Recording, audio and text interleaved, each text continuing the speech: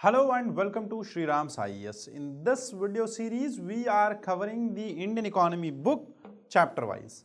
This book which you are seeing, the book by SRIRAM sir himself, we are covering it chapter wise, and by now we have already covered the 4 chapters. We will be starting with the 5th chapter, the Niti Ayog. In this chapter, we will be going through the role and planning and achievements of all in the past, I would say 10 years, or I would say in the past years from 2017 onwards. We will discuss about planning commission and its drawbacks. We will also discuss about 2 approaches of planning, that is the top-down approach and the bottom-up approach. We will also discuss that how planning actually changed in India post the 12th 5-year plan, which was from 2012 to 2017. Till now, we have completed all the 5-year plans one by one from 1st to 12th. Now, let's understand that if a country wants to, for example, say if India actually wants to start planning about development, I would say it will just, or India starts to produce these mobile phones, or India has to develop or this mobile phone industry. So what do we need for this industry? We need resources, we need human capital, we need land, rent, and we also need market, we need supply chain, we need instruments, whether that is rare earths, semiconductors, whether that is the chips, IC chips, or any other thing. Whatever the material is required must be procured. But just producing one mobile phone is a complex task. This requires experts, programmers, software developers, not only those, hardware engineers, and a large-scale setup of factory and an interlinkage between different sectors of the industry. Even if it is just a small thing, the case of the mobile cover or this mobile cover, even if it is that industry also, that factory also, we need to have provisions for that. In order to get this industry developed, we need to make a proper policy for this. And that policy making is the most tedious job. Now, how should we make this policy? Should we make it from the center itself, that one day the finance minister or the minister of commerce and industry, he will sit along with his 2 PAs and decide that, okay, I will start tomorrow, I will start a policy for development of Apple or grapes phones. Apple phones or grapes phones or orange phones. Now, once he starts to develop this thing, he will be required with the data.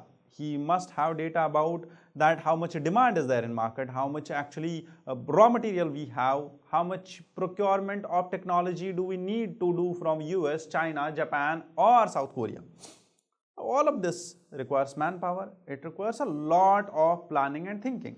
For this, we must have bodies, think tanks, who actually work for this planning, who actually work for making this policy.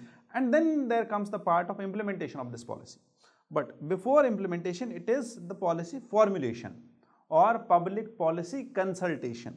Now, the problem here is that how a person, a minister who is amateur by qualification, or maybe he might be qualified also somehow, he is sitting in center, how would he know that how does a factory in Trivandrum works? Or how is that person in Trivandrum arranging material, whether that is mold, plastic or iron ingots or plastic pellets, and then getting them mold, getting them into one mold and getting them into frames and then making mobile covers. How is he designing it? What kind of plastic is he using? Is this plastic actually creating microplasts which are creating pollution in the environment, which are creating or which are releasing into the ocean nearby, and then they are killing the living bodies or the marine life? Now, this all requires an approach. The approach can be top down. That is, he once decided, and now there is the work of these bureaucrats. They will start and choose some of the industrialists that, okay, we will offer 10,000 or we will offer a 90% subsidy for all those people who will invest in making Apple factory or this orange mobile phone factory. Now, they will offer the subsidy and people will start investing into this. They will take the subsidy, they will start producing even 1, 2, 3, 4 units by proxy or anything. Once the subsidy gets credited to their account, they will just vanish away. That, okay, we are done with our job. We earned our money, we got our subsidy, and we do not need to work at all now. That is also happening in MSMEs. Now, this is a complex task. That is why we need bodies at national level. Not only at national level, we need bodies at state level, at district level, at panchayat level, even at the ground level or village level. This planning has to be done tediously. But is it only the top-down approach or the bottom-up approach? Which one is better? Both are better and both should be utilized. We should never think that, okay, top-down approach is always negative and bottom-up approach is always positive. We need to balance both the things. As I discussed yesterday also in the last class, that you should understand government, in order to achieve the levels of development or in order to eradicate poverty, in order to ensure equality, we needed both the things. First was subsidizing from above and another was uplifting the poor. So, capability development approach of Amartya Sen and market-led approach of Jagdish, I would say the economists of India, the economists were divided in two groups, and one discussed about capability development approach, and the another group of economists, they discussed about top-down approach. Now, that is all about the introduction of this video. Let's begin this video, but before that, this QR code needs to be scanned for mentorship. If you still face problems regarding your preparation, whether that is 25, 26 or 27 attempt or 28 attempt, you need a mentor to strategize your preparation well. And if you are actually thinking positively about your results, that okay, I should get at least a rank, at least my name should be there in list, you definitely need a mentor. You need a guide to help you through. For that, SRIRAM IAS provides a free mentorship session for all of the students who actually want to work for themselves. Understood? Further, this slide carries the contact information. First is our Telegram channel, second is the Google mentorship form, and third is that if you want to discuss anything with me, you can email me on this email ID. Last year also I discussed multiple topics across YouTube and in some marathons also, and we directly had hits in prelims paper 2025. Further, I would request all of you to join the other channels of SRIRAM IAS also, because I do have my lectures on those channels also, whether current affairs or any other topic. You should follow those lectures, they will help you in your exam. Starting with Niti Aayog, it is the transformation or transforming India into or India's developmental vision, that how actually India tried or started with its development and how actually are we developing today. This is a think tank which drives its forces or which actually is working for two things. One is the cooperative federalism and another is the competitive.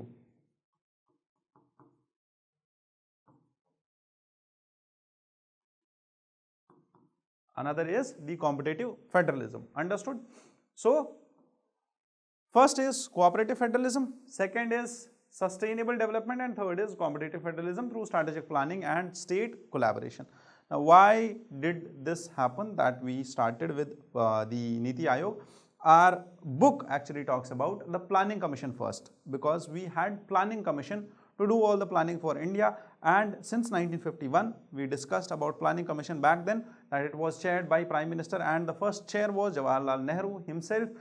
Since then till 2012 to 17, the 12th 5-year plan, the last 5-year plan, we had the planning commission, but then again it was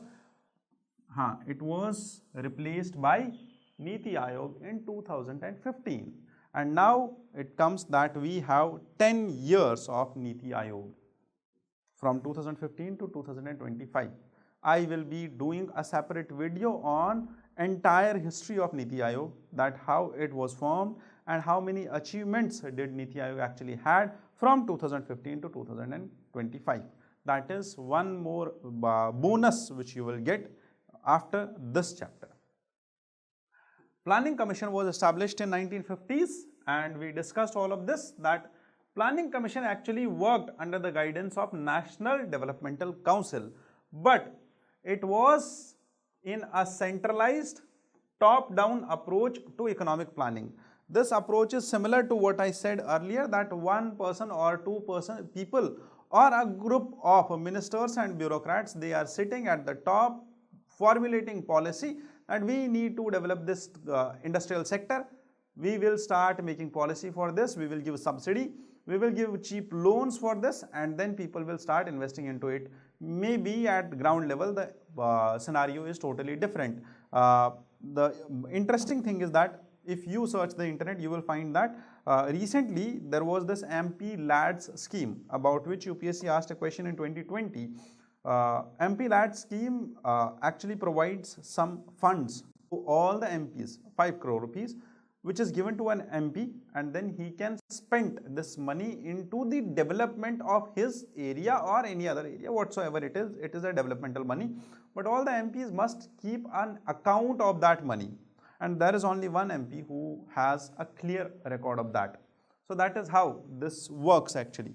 So this was the top-down approach to economic planning, but it was centralized, and this is something which actually India, due to this, we already discussed that due to planning or 5-year plans, we had achievements like from 50 universities to 1100 plus universities, from just hundreds of colleges to thousands of colleges, and even lakhs of colleges in India, from just a minor literacy rate to I would say that around 74% or 76%, or in 80s we have literacy rates, from just a meager per capita income to 2.2 lakh per month per capita, this per capita income annually.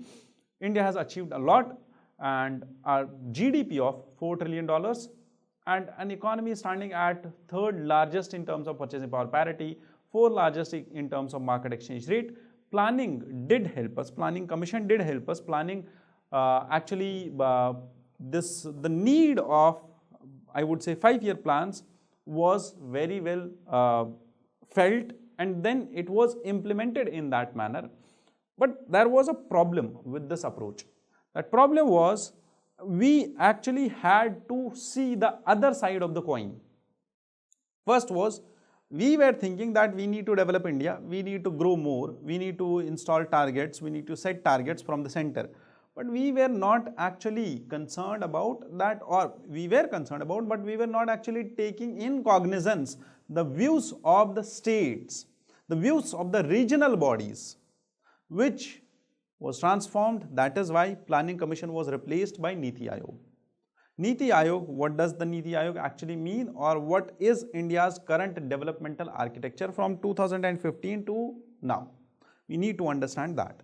So from planning to policy, that how actually is policy working at the ground level, how are we implementing at the ground level, how are we actually finding real results or real time tracking through multiple indices across different sectors, whether that is welfare, whether that is state health, whether that is education.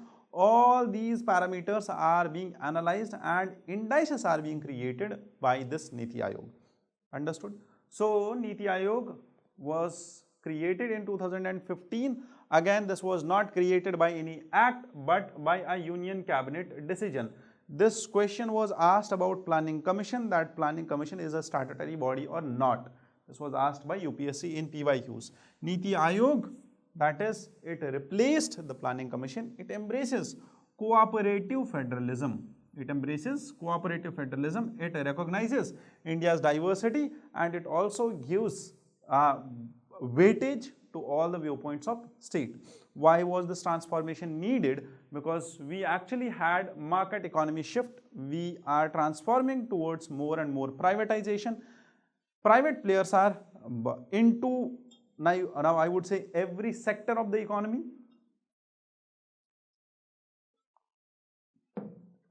We needed to have actual federalism, because usually it was criticized that Planning Commission overrode the state's sensitivities and priorities. There was greater consideration for the role of states in terms of the economic development.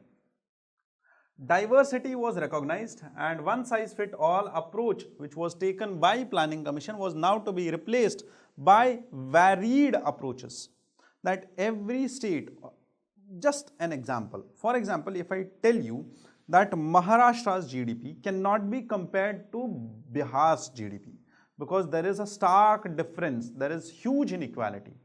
Even if it was discussed in multiple newspapers that southern states are actually funding the northern belt. Or one more thing, it was discussed recently that the savings of northern belt are actually funding the investments in southern belt, because there is very less opportunities in the northern belt in terms of investment. That is why these savings are converted into investment in southern belt of India. This diversity or the actual role or the actual competitiveness among the states was to be installed. There was to be installed a nudge theory or nudge behavior, which I already told you in the earlier of these sessions that what nudge theory is. There was to be installed this nudge theory that we need to nudge all the states towards growth. We need all the states to participate into growth.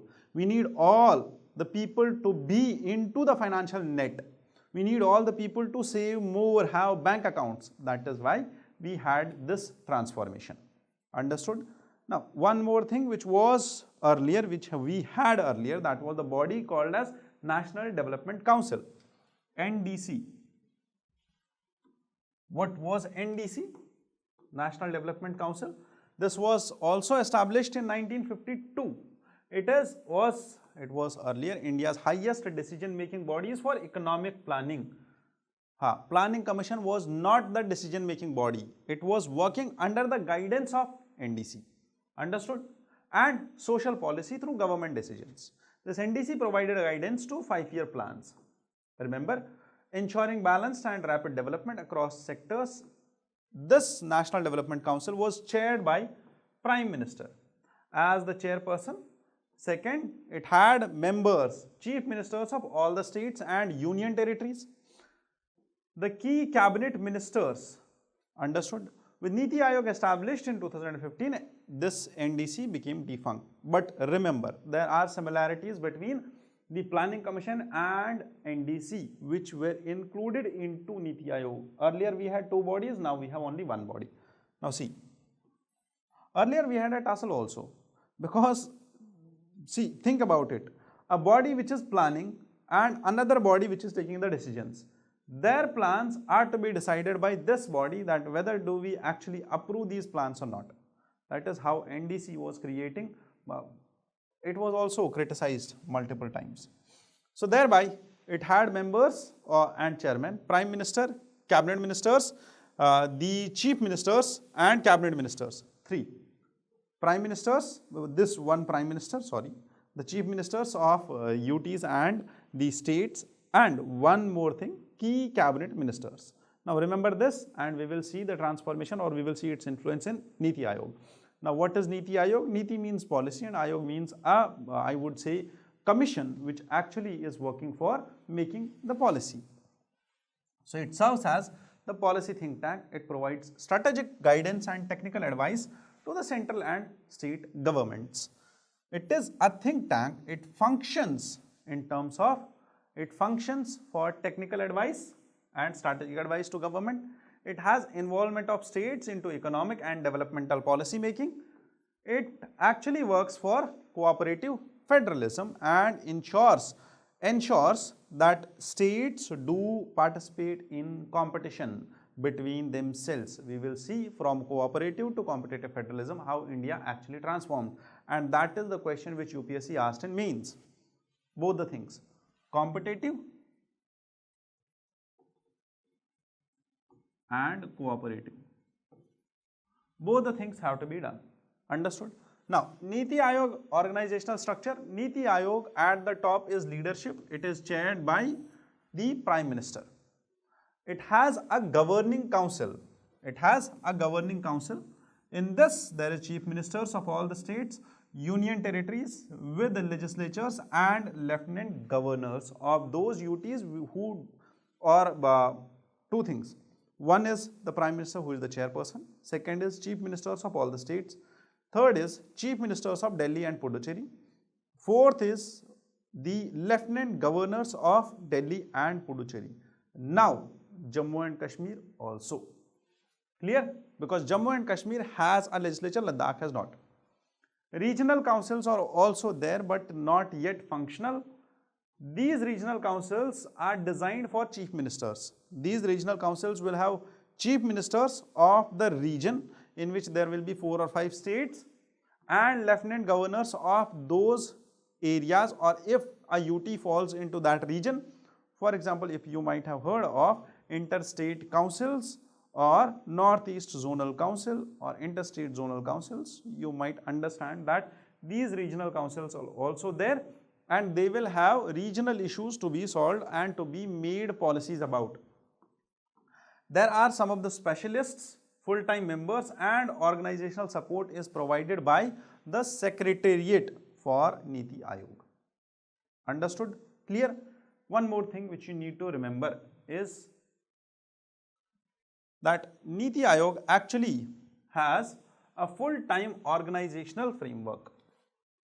Niti Aayog has a full-time organizational framework. So Niti Aayog has a core leadership with vice chairperson, 4 full-time members and 2 part-time members.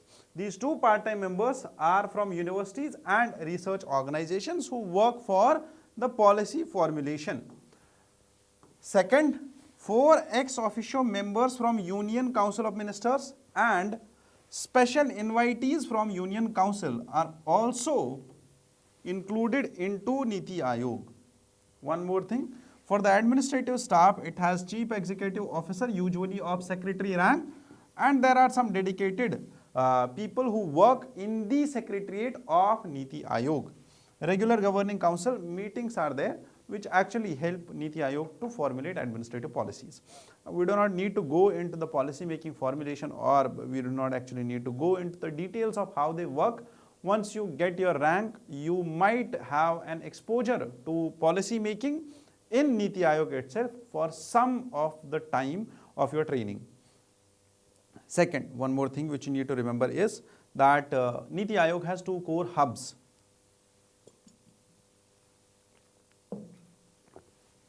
First is the Team India Hub. Now, what does this Team India Hub actually work for? It leads the engagement with states, with the center.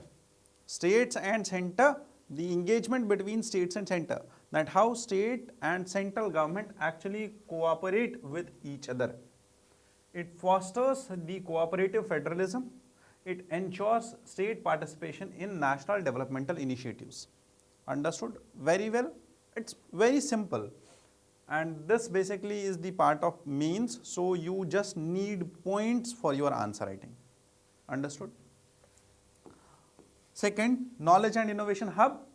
This hub actually builds Niti Aayog's think tank. This is the actual think tank with capabilities developing the state-of-art resources, knowledge and skills for strategic policy vision and research innovation. So what does this Knowledge and Innovation Hub constitute of? This constitutes of all the thinkers who actually are working for policy making in India. Suppose I will tell you a simple thing. There was a case study about Tamil Nadu.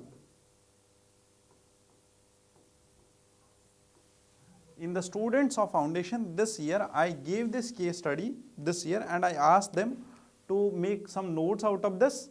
And then we discussed this case study multiple times. This case study was about the child labor in Tamil Nadu district.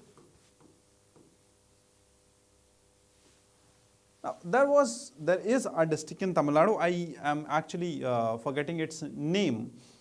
Now, understand, the IAS officer who was posted in this district, the district magistrate, he witnessed this thing that my district has this problem of child labor.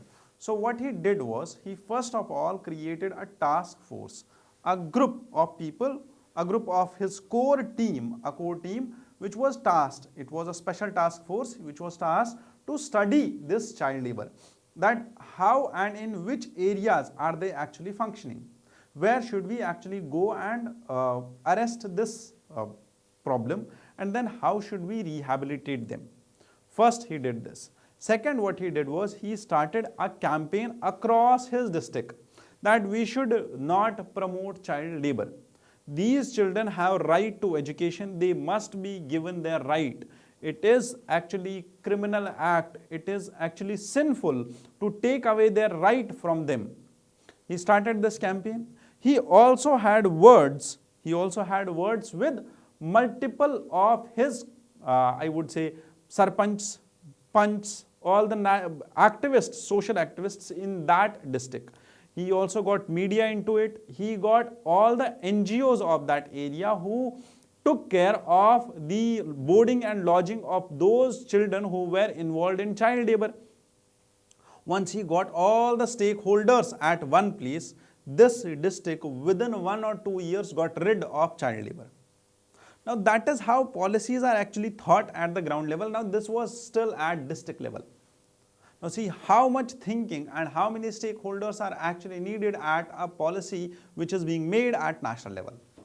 That is why we have such complex mechanisms. Understood? Niti Ayog's comprehensive role, what Niti Ayog actually does.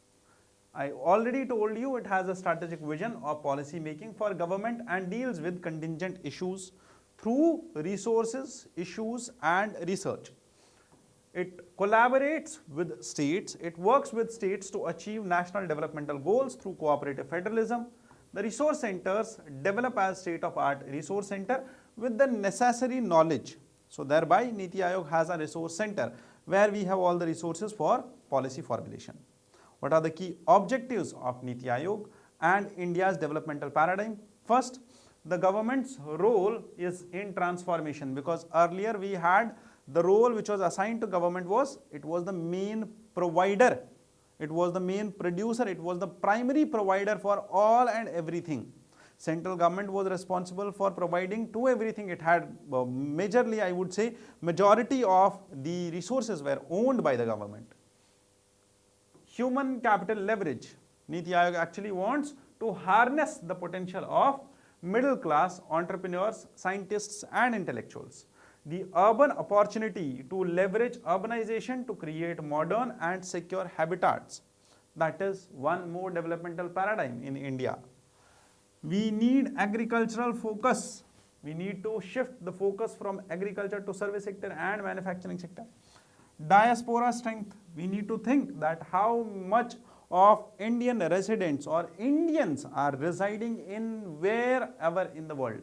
We need to think about them also while formulating policies. Technological integration. We need to think about that how we can integrate technology into India's development. Even if it is artificial intelligence, have you heard the news recently that India is being invited to pack silica? We need to think about those also. So, not only this for the growth, but also for the social development. India needs the empowerment of its youth through education, skills, development and employment opportunities. We need to reduce inequality, to address the disparities between region, religion, caste, class, everything. The small businesses must be supported with smaller loans, whether those are mudra loans or Kisan credit card loans, or whether those are 10,000 rupees loan, minor cheap loans. They must be provided to those who are doing small businesses. Even on a street vendor, or I would say a stall on a street, if a person needs a loan for that also, he must have access to that loan. Poverty elimination, village integration into development and environmental protection. These are some of the developmental paradigms of India when it comes to the policy making. With this, we will conclude today's lecture. But in the next lecture, we will start from this slide, that is the 10th Governing Council, the meeting which was held in 2025. We will also summarize all what has happened till now. We will summarize that what Niti Ayog set as an agenda for next 3 years, 5 years and 20 years. 3 years, 15 years and 20 years. This 3 years, 7 years and 15 years. We will summarize all the indices of Niti Ayog and then we will conclude this lecture. With this, I take a leave from all of you. I thank you for being here. and I wish you all the best.